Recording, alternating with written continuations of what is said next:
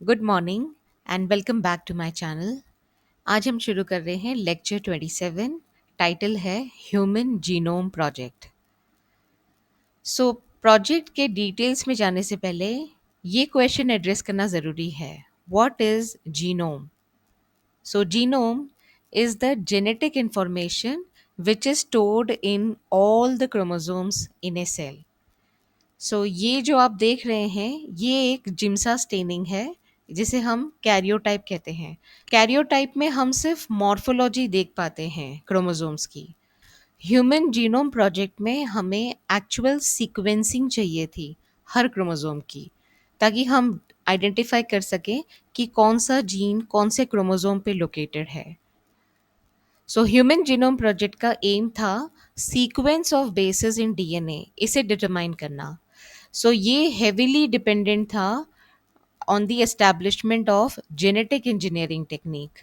Okay, so the whole concept is to isolate and clone a piece of DNA and then do the DNA sequencing. Cloning से हमें काफ़ी copies मिलेंगी जिससे हम sequencing easily कर सकते हैं।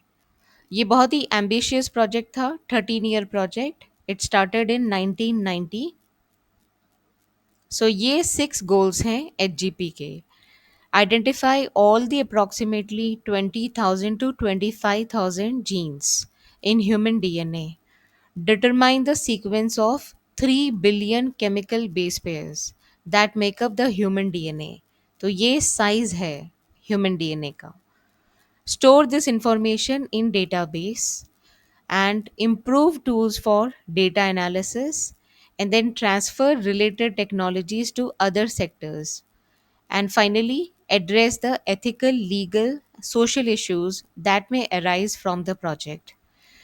आपके सिलेबस में ये तो ज़्यादा डिस्कस नहीं किया गया है।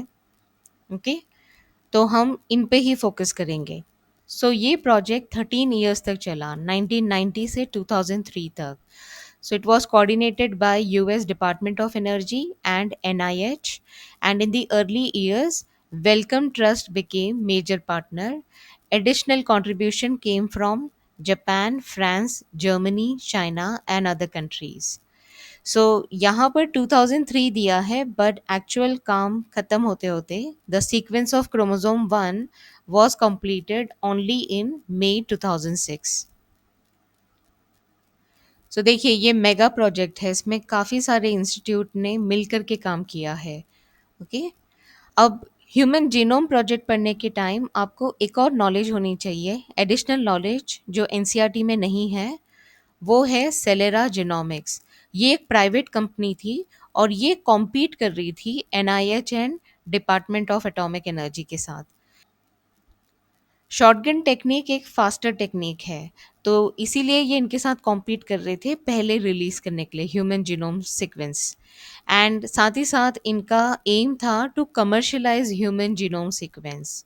फाइनली यही डोमिनेट किया है in the world because this is open access and it was funded by the government. A budget of HGP, ये बहुत ही कॉस्टली प्रोजेक्ट था। The total estimated cost was 9 billion US dollars. अब इतने high budget का breakup देखिए। Human genome का size है 3 billion base pairs and cost of sequencing पर बेस पेयर होती है $3। तो आप अगर इसको मल्टीप्लाई करेंगे तो आपको 9 बिलियन US डॉलर्स मिलेंगे। The enormous amount of data expected to be generated also necessitated the use of high speed computational devices for data storage, retrieval and analysis. ये तीनों ही बहुत ज़रूरी है, storage, retrieval and analysis. HGP was closely associated with rapid development of new area in biology, which is bioinformatics. अब आप देखिए इसका एक एग्जाम्पल देने के लिए मैंने ये सीक्वेंस दिया है हेक्सोकाइनेज। ये मैंने प्रोटीन के टाइम पे भी यही एग्जाम्पल दिया था। तो आप देख सकते हैं इसमें टोटल 917 अमाइनो एसिड्स हैं। तो मल्टीप्लाइड बाय 3 कीजिए तो उतने सारे न्यूक्लियोटाइड बेसेस होंगे, क्योंकि एक कोडॉन में 3 बेसेस होते हैं और वो एक अमाइनो एसिड को लिए कोड करता है। तो अगर हम 917 की बात कर रहे हैं तो इनटू आपको 3 करना होगा। अब इतना सारा सीक्वेंस किसी इंसान के बस की बात नहीं है कि वो उसे एनालाइज करे। ओके, कहीं ना कहीं कोई मिस्टेक होने के चांसेस रहते हैं, एंड फिजिकली ये एनर्जी वाइज भी ड्रेनिंग होगा। इसीलिए बायो इन्फॉर्मेटिक्स, जो कि कंप्यूटर बेस्ड एनालिसिस है, स्टोरेज ऑफ इंफॉर्मेशन है, okay, and retrieval of information, ये सब हम कंप्यूटर पे बेस्ड एनालिसिस करते हैं। सो प्रोजेक्ट कंप्लीशन 2003 में हुआ, with the exception chromosome 1 which was finalised in May 2006। So the idea is, इसमें से जो भी हमें नॉलेज मिले उसे हम डायग्नोसिस, ट्रीटमेंट एंड प्रिवेंशन में यूज करें related to disorders of human beings.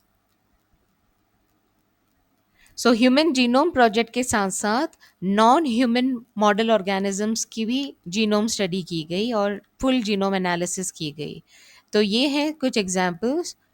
तो बैक्टीरिया में हीमोफिलस इन्फ्लुएंजे है, ईस्ट में सैक्रोमाइसिस सेरेवेसिए, फ्रॉग में जीनोपस लेविस, निमेटोड में सीनोरैप्टिस एलिगेंस, एंड फ्रूट फ्लाई में ड्रोसोफिला मेलानोगास्टर, एंड ये एक प्लांट है अरेबिडोप्सिस थैलियाना। आज तक इस पे क्वेश्चन नहीं आए हैं नीट में, लेकिन नॉन ह्यूमन मॉडल ऑर्गेनिजम्स का भी आप नाम याद रखिए क्योंकि ये एनसीईआरटी में ये मेंशन्ड है। अब हम बात करते हैं मेथडोलॉजीज की। दो मेजर अप्रोचेस हैं, EST which stands for expressed sequence tags, and दूसरा है सीक्वेंस एनोटेशन। जो पहला अप्रोच है, it focuses on identifying all the genes that are expressed as RNA. Next है sequence annotation.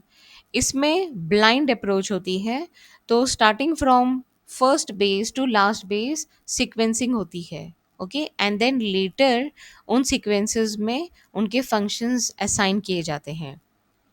So it is a blind approach of simply sequencing the whole set of genome that contained all the coding and non-coding sequence, and later assigning different regions in the sequence with functions. तो इसीलिए हम annotate कर रहे हैं function, तो इसे sequence annotation कहते हैं। अब इस पे बेस्ड क्वेश्चन देखिए, ESTs refers to genes expressed as RNA. The first option is the right answer. Then, if a geneticist uses blind approach for sequencing the whole genome of an organism, followed by assignment of function to different segments, the methodology adopted by him is called as, तो ये तो direct statement pick किया गया है, it is sequence annotation. देखिए first option ही इसका right answer है। अगेन ईएसटी का question, EST refers to all the genes whether expressed unexpressed, certain important expressed genes, all genes that are expressed as RNA. So वही statement है NCERT का। So this is the answer, option 3.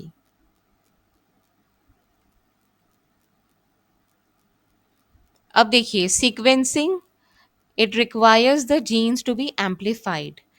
तो हमें पहले total genome isolate करना पड़ता है cell से, एंड देन क्योंकि ये बहुत ही लंबा जीनोम है तो उसे हम फ्रैगमेंट करेंगे।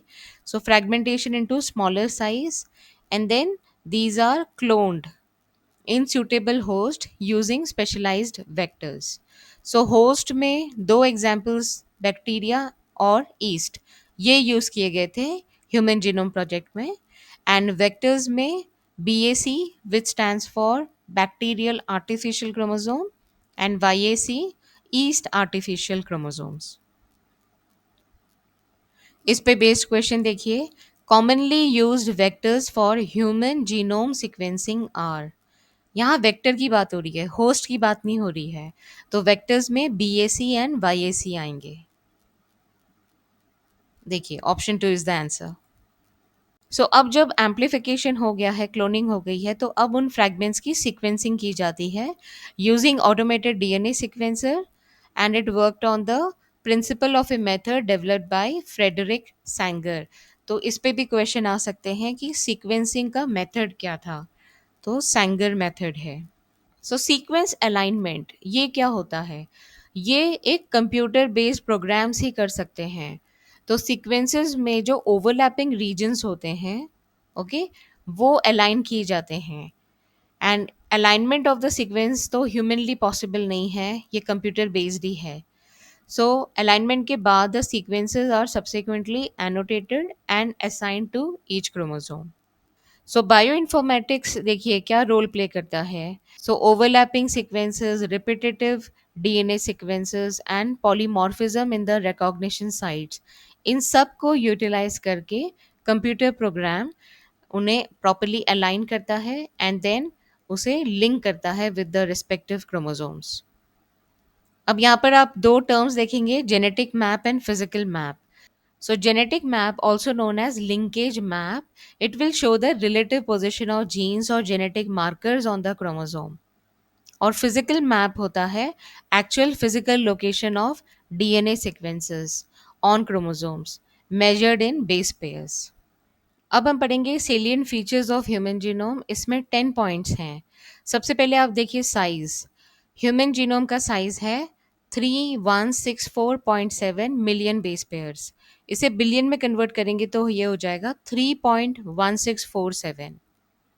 देन एवरेज जीन साइज कितना है? 3000 basis.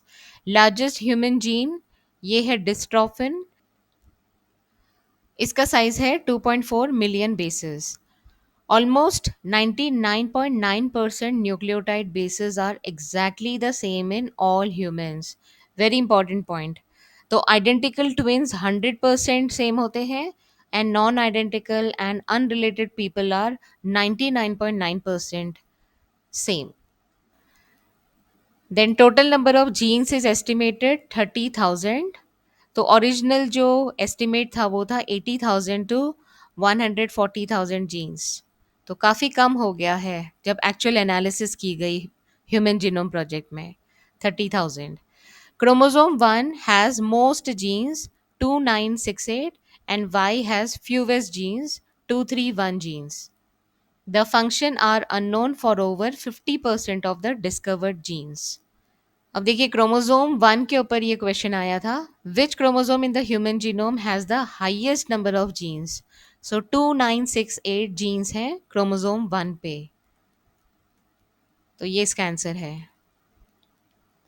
Then 7, less than 2% of the genome codes for proteins. बहुत इंपॉर्टेंट पॉइंट है। सो 3 बिलियन बेस पेयर्स में just 2% only codes for protein. Repeated sequence make up very large portion of the genome, and repetitive sequences they are important for chromosome structure, dynamics and evolution। इसीलिए पहले से वे समझा जाता था but अब धीरे धीरे ये समझ में आ रहा है कि ये काफ़ी इंपॉर्टेंट होते हैं repetitive sequences। Scientists have identified 1.4 million locations where single base DNA differences, which are called single nucleotide polymorphism, SNPs, occur in humans। सो देखिए ये सिंगल न्यूक्लियोटाइड पॉलीमॉर्फिज्म है, मतलब कि पूरा सीक्वेंस सेम होगा, सिर्फ एक पॉइंट पे आपको डिफरेंट सीक्वेंस मिलेगा एंड ये बन जाता है basis to identify disease associated sequences and tracing human history. So SNPs भी बहुत इंपॉर्टेंट हैं in the analysis of human genome. So human genome project से पहले जब डिजीज स्टडी की जाती थी तो वन और few genes at a time study किए जाते थे। Now with this information in hand we can study all the genes in a genome, okay, in a particular tissue or organ or tumor, and how all these genes work together।